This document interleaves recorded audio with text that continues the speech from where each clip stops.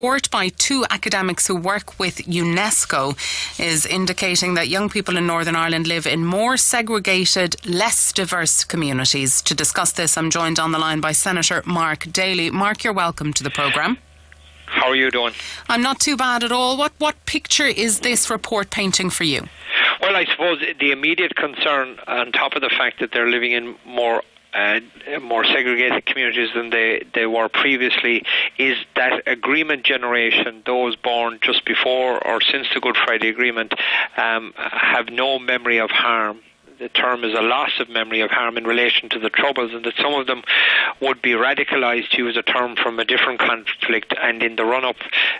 to and the possibility of a return to a hard border, that there would be a return to violence. In fact, the UNESCO chairs are basically saying that in the event of a hard border coming back, there will be a return to violence in Northern Ireland, but the only question is the scale of the violence.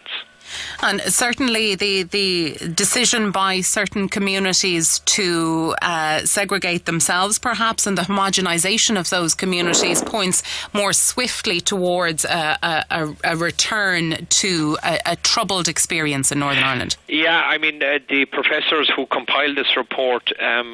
looked at a lot of things that would, I suppose, help resolve the situation. The issue of integrated housing, schools, communities, and non-formal education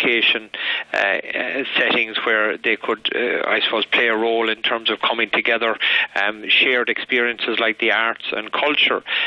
empathy training and empathy education in the school system, and also a return on investment where people who are living in the most marginalised community,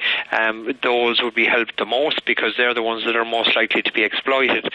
because what we see in Northern Ireland, as you said, is a very divided society, and when an issue like Brexit comes along, or indeed the issue of a rushed border poll, which is what this report looks at, there would be consequences if there isn't a long-term engagement. But I suppose the real problem with Brexit is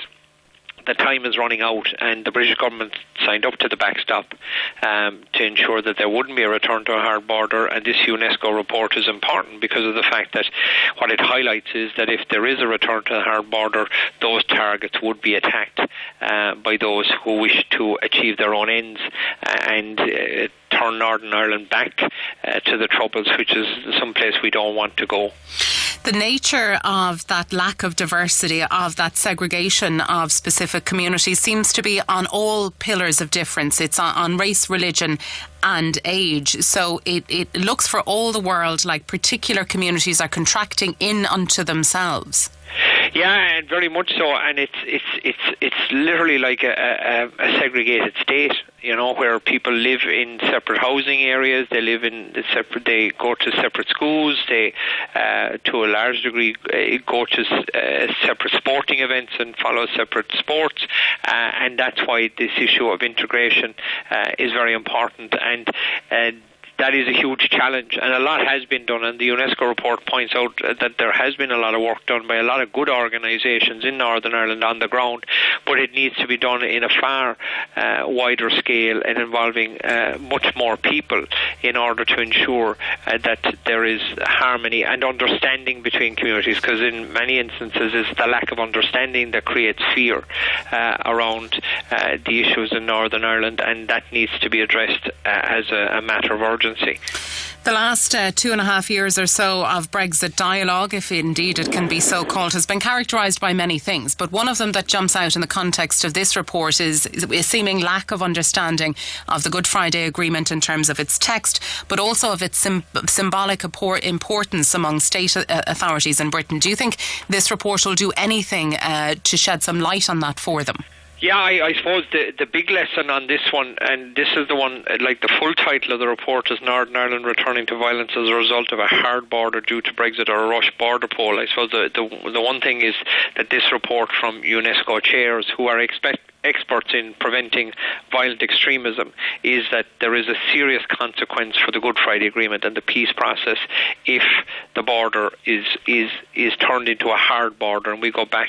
to the borders of the past, that there will be violence in Northern Ireland as a result. So with less than 6 weeks to go, it's important that Westminster gets that message, but also there is a lesson for us in Brexit itself, and the fact that you should not have a referendum without long-term engagement and planning as to the future that you would see. And in Brexit, we can see the consequences of not having long-term engagement and planning, but also in the same issue with a rushed border poll where there hasn't been long-term engagement or planning, we will also have serious consequences, but particularly for young people in those most marginalised communities in Northern Ireland, where they literally have no interaction with the other side, and that is a serious consequence for the whole society in the north. There's a particular quote from the report, and I think it really crystallises the report as a whole, and it is: "We are at a point in history where the road diverges in one direction to conflict and in the other to a more stable civil society." That's the nexus of this matter. Yeah, and I mean, there is a section in the report which it calls Northern Ireland as a pre-conflict society, and most of us would have imagined that the conflict is over, that the Good Friday Agreement has sorted it. And to a large degree, in most areas in Northern Ireland, it is a post-conflict society. But in those very disadvantaged areas, a lot of kids had been radicalised. We see the issue of loyalist band activity. In some areas, loyalist band activity, which we would see in parades on the 12th of July and other dates, loyalist band activity has replaced soccer as the social outlet of choice for some